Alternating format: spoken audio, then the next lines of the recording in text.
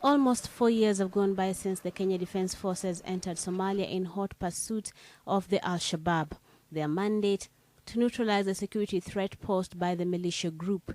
A damning report by the Journalists for Justice group now says that military excursion has now been turned into an economic beat, and one that's fueled by corrupt dealing between the Defence Forces and the Al-Shabaab. Now, one of the most disturbing issues that emerges from this study is that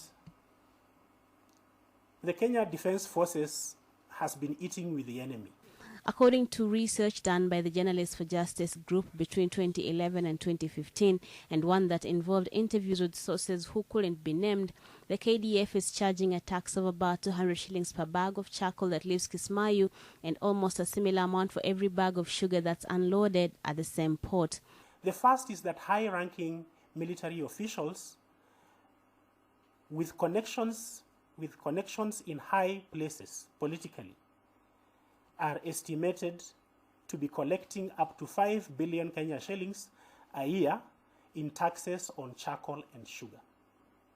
That's about $50 million. And you're talking of just the sugar being smuggled every day in collusion with the KDF and Al-Shabaab and their partners. It's $1 million a day. $1 million a day. It's $357 million a year. And that kind of corruption, that kind of profits that accrue when you have, generals or... For this thread to thrive, it enjoys protection from the highest levels of both the military and the Kenyan government. It is a situation that had been flagged by the United Nations in a report released last month that implicated the KDF in the flourishing sugar trade that is said to be financially enabling the operations of the terror group Al-Shabaab. One of the troubling things is that with the connivance of our security establishment, parts of the KDF and our political elite and people like groups like Ras Kamboni and Al-Shabaab working together, they've created a tremendous revenue stream for Al-Shabaab, who are fighting us as Kenyans. But beyond the illicit trade, the KDF is also facing accusations of engaging in war crimes in Somalia. The report found that the KDF hasn't been truthful in its accounting of its military activities in the country. The people we actually end up killing are the first Somalis we meet, herders and